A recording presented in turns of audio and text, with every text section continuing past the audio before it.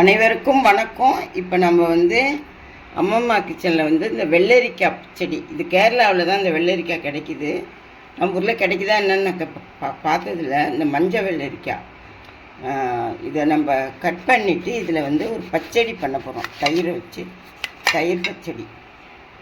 இதை நம்ம பொடியாக தோலை சீவிட்டு பொடியாக நறுக்கிட்டு பச்சடி எப்படி செய்யறதுன்னு நான் காட்டுறேன். கட் பண்ணி நல்லா 4-5 வாட்டி கழுவி வச்சுருக்கேன். இதை நம்ம இப்போ வேக போடணும். தண்ணி ஊற்றி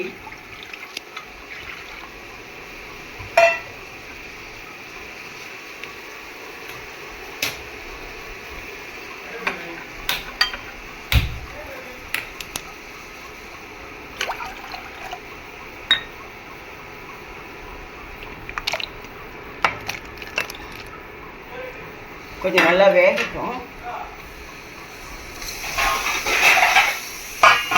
நல்லா வெந்ததுக்கப்புறம் நம்ம நான் இதெல்லாம் ஒரு மூடி தேங்காய் கிணி வச்சுருக்கேன். அதுக்கு பச்சை மிளகா 3 வச்சுருக்கேன். தயிர் வச்சுருக்கேன். இது 3ஐயும் சேர்த்து இதில் பாதி தயிர் ஊற்றி இந்த தேங்காயை நம்ம அரைச்சிக்கணும். நான் அரைச்சிட்டு வந்துடுறேன்.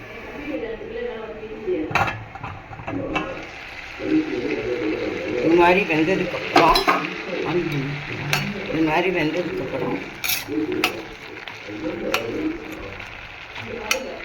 நல்லா வெந்துச்சு. இப்போ நம்ம அரைச்சி வச்சுருக்க தேங்காய், பச்சை மிளகா, தயிர் போட்டு அரைச்சி வச்சுருக்கேன். சேர்த்துருவேன்.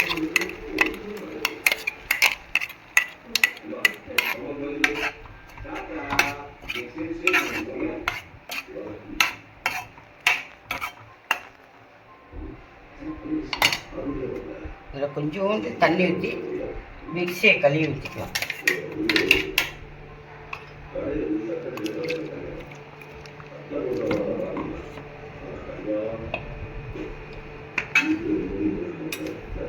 ஊற்றிட்டு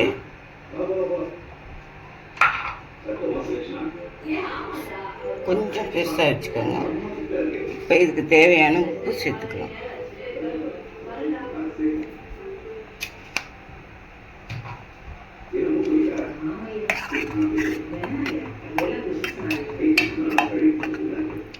இதில் மஞ்சத்தூளுங்கிறது எதுவுமே போட தேவையில்லை.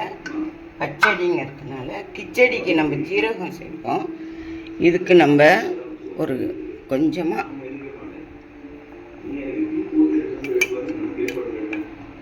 இந்த அளவுக்கு கடுகு பொடி சேர்த்துக்கலாம்.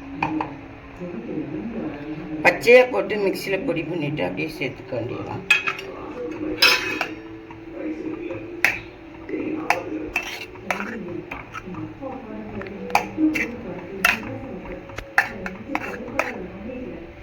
இதை நம்ம சிம்மில் வச்சுட்டு இதுக்கு நம்ம தாளித்து கொட்டிக்கலாம்.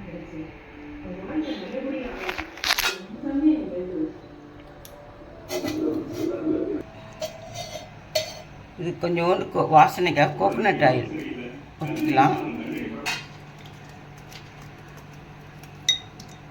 விதையை எடுத்துட்டு காஞ்ச மிளகா சேர்த்துருக்கேன். காஞ்ச மிளகாவோட விதையை எடுத்துட்டு போட்டுக்கலாம்.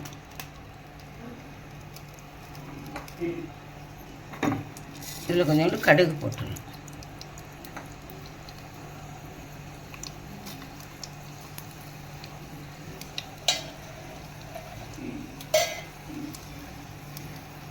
தேங்காய் எண்ணெய் தான் சேர்த்துக்கணும். தேங்காய் எண்ணெய் சேர்த்து பச்சடி தயிர் பச்சடிங்கிறதுனால தேங்காய் எண்ணெய் சேர்த்துருக்கேன்.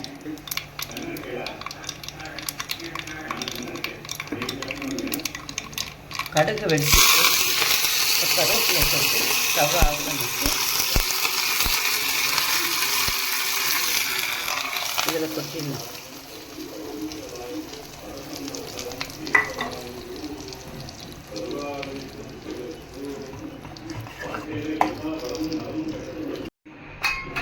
இதை சிம்மில் வச்சு கொஞ்சம் ஒரு 2 நிமிஷம் மூடி போட்டு வச்சுட்டு அதுக்கப்புறம் கொஞ்சோண்டு தயிர் சேர்த்து நம்ம சாப்பாடுக்கு ரெடி ஆகிடும். ஒரு 2 நிமிஷம் மூடி வச்சுருக்கேன். இருக்கட்டும். இப்போ 2 நிமிஷம் ஆயிடுச்சு. நம்ம திறந்துட்டு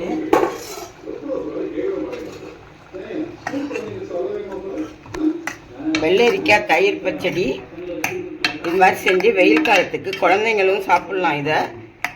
அதனால் குழந்தைங்களுக்கும் கொடுங்க, நீங்களும் சாப்பிடுங்க. வெயில் ஓவராக இருக்குது இந்த வருஷம். அடிக்கடி வாரத்துக்கு 2 நாள் இந்த மாதிரி தயிர் பச்சி கொஞ்சம் தயிர் சேர்த்துக்கோங்க. நான் சேர்த்துருக்கேன், உங்களுக்கு தேவைன்னா சேர்த்துக்கோங்க. தயிர் சேர்த்திங்கன்னா ரொம்ப நல்லாயிருக்கும்.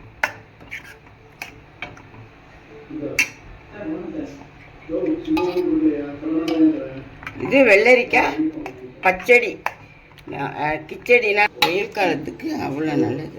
உங்களுக்கு எவ்வளோ தயிர் வேணாலும் இதில் சேர்த்துக்கோங்க.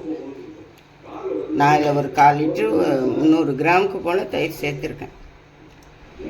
நான் இப்போ சாப்பிட்டு காட்டுறேன் உங்களுக்கு எப்படி இருக்குன்னு. தயிர் பச்சடி ரைஸோடு சாப்பிட்லாம், நல்லாயிருக்கும். காரமாக ஏதாவது சைடிஷ் பண்ணிக்கலாம். உருளைக்கிழங்கு வறுவல், கருணக்கிழங்கு வறுவல், எது வேணாலும் பண்ணி சாப்பிட்லாம்.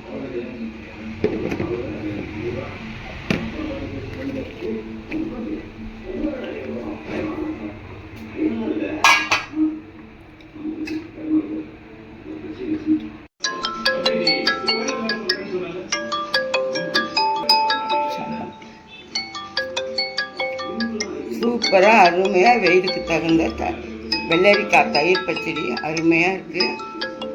நீங்களும் இதே மாதிரி செஞ்சு சாப்பிடுங்க. வெயில் காலத்துக்கு ரொம்ப நல்லாயிருக்கும்.